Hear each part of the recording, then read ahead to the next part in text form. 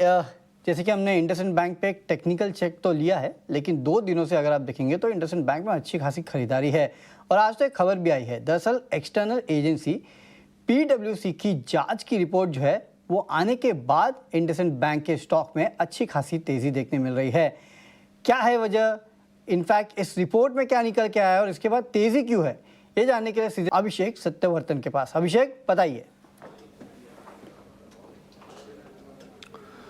वरुण, देखिए, इंडसइंड बैंक की जब पिछले महीने 10 मार्च को जब उन्होंने खुलासा किया था कि डेरिवेटिव पोर्टफोलियो में करीब 2000 करोड़ रुपए के आसपास की गड़बड़ी की खबर आई थी और नेटवर्थ पर उन्होंने आशंका जताई थी कि 2.35% का असर पड़ेगा।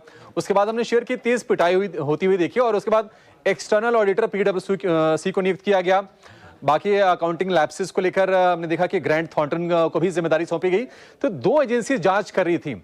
अब पीडब्ल्यूसी की एक्सटर्नल ऑडिट की रिपोर्ट आ गई है और उन्होंने ये कहा है कि इनके डेरिवेटिव पोर्टफोलियो पर 1979 करोड़ रुपए का असर पड़ेगा और टोटल नेटवर्थ पर 2.27% का।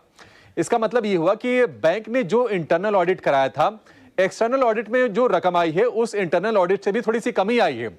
और जब बैंक ने अपना इंटरनल ऑडिट करा के जानकारी दी थी तो यह भी कहा था कि जब एक्सटर्नल ऑडिट कराई जाएगी तो शायद उस वक्त भी रकम इस इंटरनल ऑडिट से थोड़ी सी कम आए या इसके बराबर आए।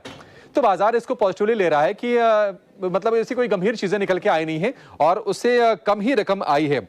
आपको बता दें कि बैंक ने यह कहा था कि 2000 करोड़ रुपए के आसपास तक का ये डेरिवेटिव पोर्टफोलियो में गड़बड़ी का आंकड़ा है, जो कि नेटवर्थ पर इंपैक्ट जो डालेगा वो 2.27% के आसपास का डालेगा, बट रकम अभी निकल के थोड़ी सी कम आई है। ये जब खुलासा हुआ था पिछले महीने 10 मार्च को, उसके बाद बैंक के मार्केट कैप में तकरीबन 18,000 करोड़ रुपए के आसपास की हमने गिरावट देखी, लेकिन अब रिकवरी वाले फेज में शेयर चल रहा है। भाव देख के हमने देखा था कि 606 रुपए तक इंडसइंड बैंक का गिर गया था, लेकिन उस भाव से करीब 27 से 28% के आसपास की रिकवरी आ चुकी है और आज इंडसइंड बैंक का जो शेयर है वो 750 रुपए के ऊपर जाकर कारोबार कर रहा है। ब्रोकरेज हाउसेस की राय क्या है? कुछ ब्रोकरेज हाउसेस ने अपनी रिपोर्ट निकाली है और मॉर्गन स्टैनली ने इक्वल वेट की रेटिंग दी है, 755 रुपए का टारगेट दिया है। मैक्वारी बुलिश है, 1210 रुपए के टारगेट और परफॉर्म की रेटिंग दी है और सिटी की जो रेटिंग है वो है बाय की और टारगेट दिया है 890 रुपए का। लेकिन सवाल यह है कि क्या इंडसइंड बैंक में अब सब कुछ ठीक है? देखिए, क्या है कि ऑडिट रिपोर्ट की डिटेल्ड जब ब्यौरा आ जाएगा उस पर बाजार की नजर रहेगी कि और क्या कुछ कंसर्न्स ऑडिटर ने फ्लैग किए हैं इंडसइंड बैंक को लेकर। दूसरी चीज ये है कि लीडरशिप को लेकर, टॉप मैनेजमेंट को लेकर स्थिरता क्या बनी रहेगी यहां से, इसको लेकर थोड़ी सी आशंकाएं हैं। कुछ मीडिया रिपोर्ट्स ये भी कह रहे हैं कि बैंक में जल्द ही ऊपर के लेवल पर 2-3 रेजिग्नेशंस हो सकते हैं, तो इसको लेकर ये चर्चाओं का बाजार थोड़ा सा गर्म होता हुआ दिख रहा है।